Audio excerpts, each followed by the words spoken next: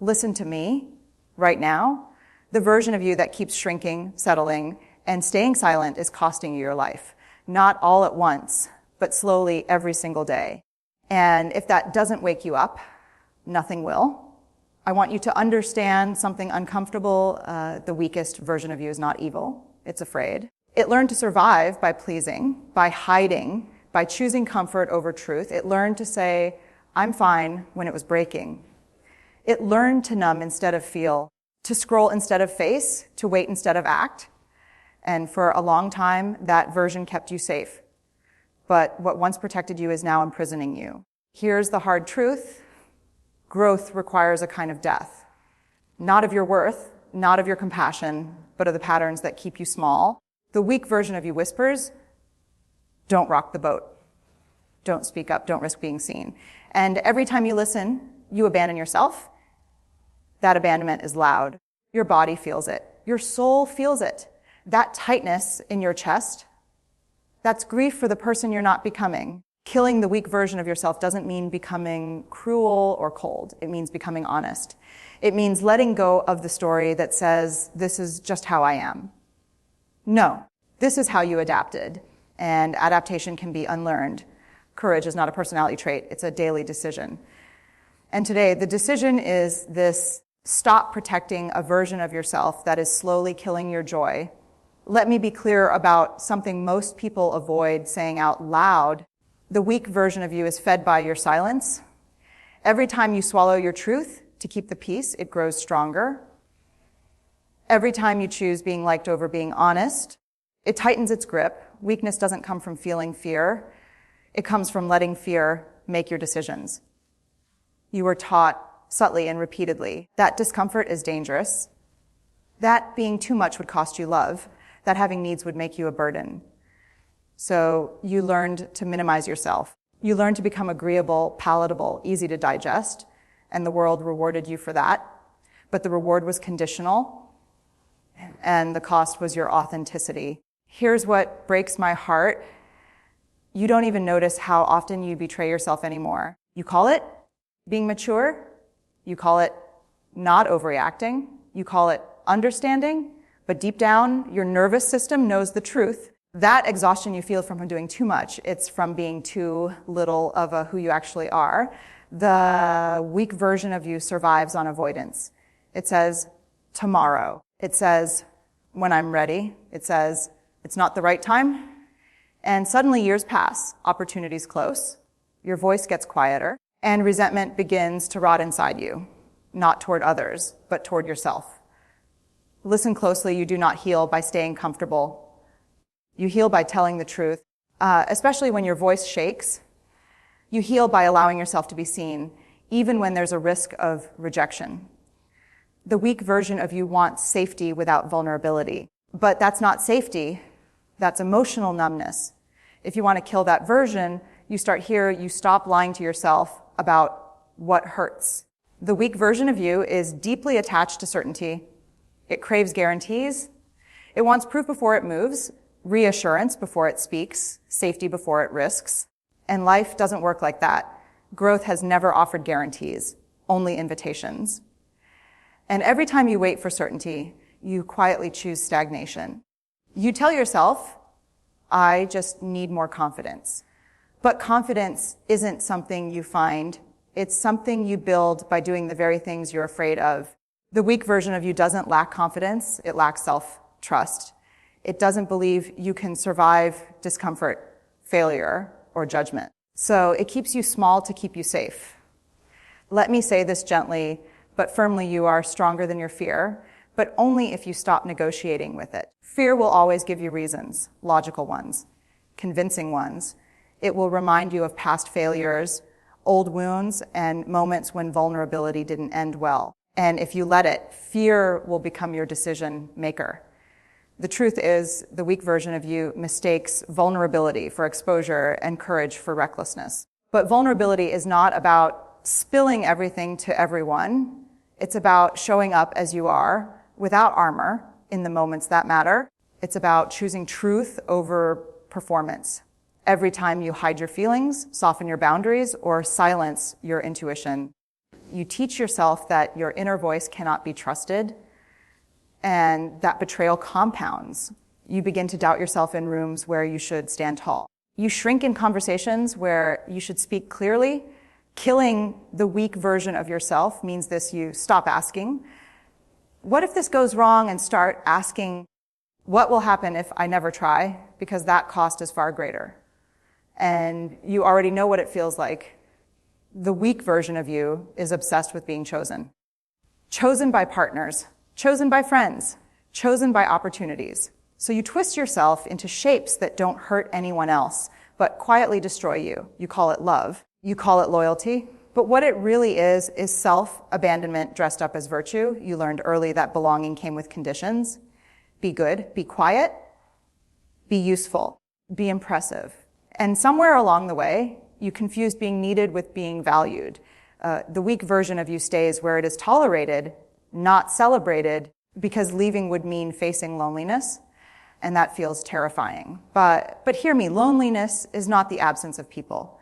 It's the absence of self. And nothing is lonelier than being surrounded by others while hiding who you truly are. That hollow feeling in your chest. That's not emptiness. It's your unmet truth asking to be acknowledged. The weak version of you stays in conversations that drain you, relationships that confuse you, and roles that suffocate you because it believes leaving would prove you are ungrateful or unlovable. But staying silent doesn't make you kind. It makes you invisible. Real belonging never requires you to betray yourself. If you have to dim your light to be accepted, that is not connection, it is control. And the longer you stay, the more you normalize your own erasure. Killing the weak version of yourself means choosing self-respect over approval. It means being willing to disappoint others rather than live disappointed in yourself. Because the moment you stop begging to be chosen, you finally choose yourself. The weak version of you is addicted to numbing. When emotions rise, grief, anger, shame, longing, it rushes to distract, to soothe, to silence. Food, scrolling, overworking, joking, pretending, anything but feeling. Because feeling requires presence, and presence requires courage. You were never taught how to sit with discomfort. You were taught how to outrun it. So when life cracks you open, you patch yourself up quickly and move on, telling yourself you're strong. But strength is not the absence of pain. Strength is the willingness to let pain teach you. Unfelt emotions don't disappear. They settle into your body. They show up as chronic exhaustion, irritability, anxiety, disconnection. Your body keeps the score, even when your mind insists everything is fine. And the weak version of you calls this survival. But survival without aliveness is not living, it's existing. Here's the paradox: the emotions you're most afraid to feel are the same ones that will set you free. Grief honors what mattered. Anger protects your boundaries. Sadness reveals what you love. When you numb them, you don't just numb pain, you numb joy, creativity, intimacy, and purpose. The weak version of you believes emotions are dangerous because they feel overwhelming.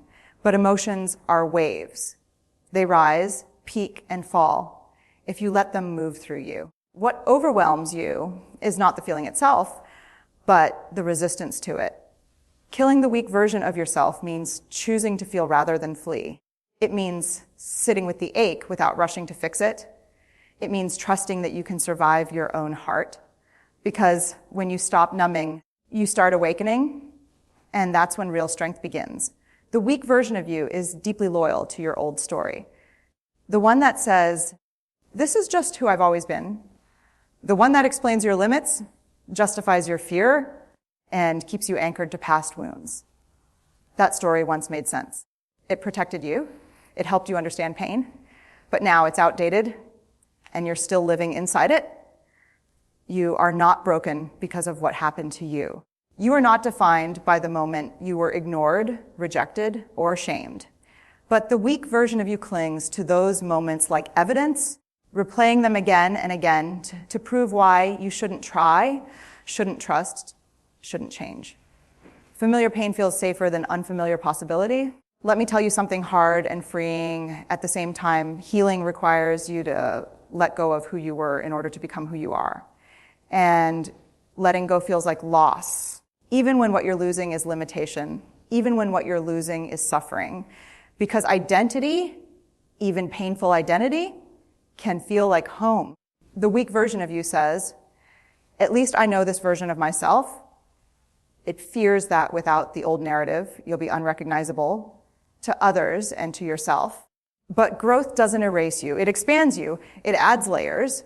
It gives you choices you didn't have before. You cannot outgrow a story you keep rehearsing.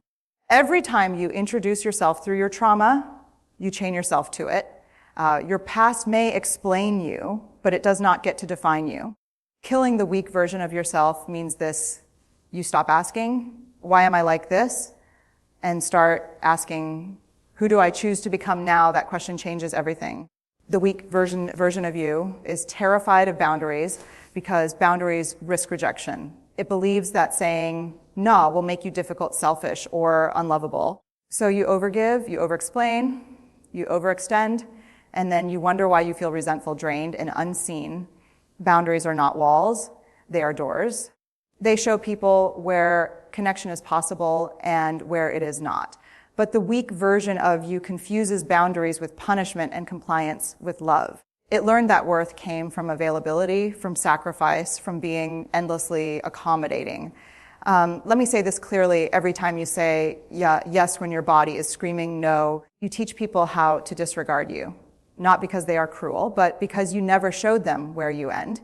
And self-betrayal always breeds resentment. The weak version of you hopes that if you give enough, stay long enough, try harder, people will finally see your value. But value is not something you earn through exhaustion. Value is something you claim through self-respect. Setting boundaries will make some people uncomfortable. That discomfort is not a sign you're doing something wrong. It's a sign the relationship is being recalibrated. Some people will rise to meet you. Others will fall away. Both outcomes are information. Killing the weak version of yourself means choosing clarity over guilt. It means trusting that your needs are not an inconvenience. When you honor your limits, you stop leaking energy and you start building a life that actually fits you. The weak version of you is obsessed with perfection. It believes that if you can just get it right, say the right words, make the right move, become the right version, then you'll finally be safe from judgment. So you delay, you polish, and you call it preparing when what you're really doing is hiding. Perfectionism is not a drive for excellence. It's a shield. A heavy, exhausting shield you carry to protect yourself from shame. The weak version of you says, if I'm flawless, no one can criticize me. But here's the truth. Perfection doesn't prevent pain. It prevents connection. You wait until you feel ready, confident, certain. But readiness is a myth. No one feels fully ready to be seen. Courage comes first. Confidence follows. And the longer you wait for permission from others or from yourself, the longer your life stays on pause. The weak version of you mistakes criticism for catastrophe. It believes one misstep will expose you as inadequate. But vulnerability is not about being perfect. It's about being real. People don't connect with polish. They connect with truth, effort, and humanity. Every time you refuse to start because you might fail, you reinforce the lie that your worth is conditional. That it depends on outcomes instead of effort. That belief keeps you trapped in hesitation while life moves on without you. Killing the weak version of yourself means choosing progress over perfection. It means showing up messy, uncertain, and brave. Because the only thing more painful than failing publicly is never showing up at all. The weak version of you is quietly addicted to external validation. It scans rooms for approval. It measures worth through likes, praise, attention, and applause. And when those things disappear, as they always do, it collapses inward, questioning its value. This is an exhausting way to live. You were taught subtly and consistently to perform for love, to earn affirmation by being impressive, productive, or pleasing. So the weak version of you learned to outsource its self-worth. And the problem with outsourcing your worth is this: you are never in control of the supply. Let me be honest, no amount of praise will ever be enough if you don't believe yourself. Validation feels good, but it's temporary. it fades. And then you need more, stronger, louder, constant. And when it doesn't come, you assume something is wrong with you. The weak version of you avoids disappointment by avoiding self-approval. It doesn't want to risk believing in itself because that would make failure hurt more. But not believing in yourself hurts every single day. Here's the shift. Self-worth is not built in the mirror of other people's opinions. It's built in private moments, when you keep your word to yourself, when you act with integrity, even when no one is watching, when you choose alignment over applause. Killing the weak version of yourself means this: you stop asking, do they approve of me? And start asking, do I approve of myself? Because the moment your validation comes from within, no one else gets to control your power. This is where it all comes together. The weak version of you doesn't die quietly. It fights back. It pleads. It tells you this change is too much, too risky, too lonely. It reminds you of comfort, familiarity, and the illusion of safety. And this is the moment that defines you, because transformation always asks for a final decision. Understand this. Killing the weak version of yourself is not a single act. It's a daily choice. A choice to show up when it would be easier to disappear. A choice to speak when silence feels safer. A choice to stay present when numbing would be faster. Strength is built in these small, unglamorous moments. You don't become powerful by destroying your softness. You become powerful by refusing to let fear run your life. The strongest people I know are not fearless. They are deeply afraid and deeply committed to living anyway. They feel the fear, name it, and move forward with trembling hands and an open heart. There will be days you miss the old version of yourself. The one who didn't risk so much, the one who stayed hidden. That grief is real. Honor it, but do not return to it. You didn't come this far to live half alive. Here is the truth I want you to carry with you. You are not here to be small, silent, or swallowed by other people's expectations. You are here to live with courage, integrity, and wholeheartedness, even when it costs you comfort. So let the weak version of you go. Thank it for keeping you alive. And then choose something braver. Because the moment you stop surviving is the moment you finally begin to live. This is the ending, but it's also the beginning. Because once the weak version of you is no longer in control, there is no going back to sleep. You see too clearly. You feel too deeply. You know too much about what it costs to abandon yourself. The strong version of you is not loud. It does not dominate. It does not prove. It stands rooted. It breathes through discomfort. It chooses integrity even when no one claps. And most importantly, it takes responsibility, not for everything that happened to you, but for everything you choose next. You will still feel fear. You will still doubt yourself. But fear will no longer be the driver. Doubt will no longer be the dictator. They become passengers, not the ones holding the wheel. That is power. Let me say this slowly. You do not rise by becoming someone else. You rise by refusing to betray who you already are. Every time you honor your truth, set a boundary, speak honestly, or act in alignment, you starve the weak version of you. And every time you choose courage over comfort, you strengthen the self that was always meant to lead. This work is not dramatic. It is quiet. It happens in moments no one sees. And that is why it lasts. So if you're waiting for a sign, this is it. If you're waiting for permission, you don't need it. If you're waiting to feel ready, you won't. Do it scared.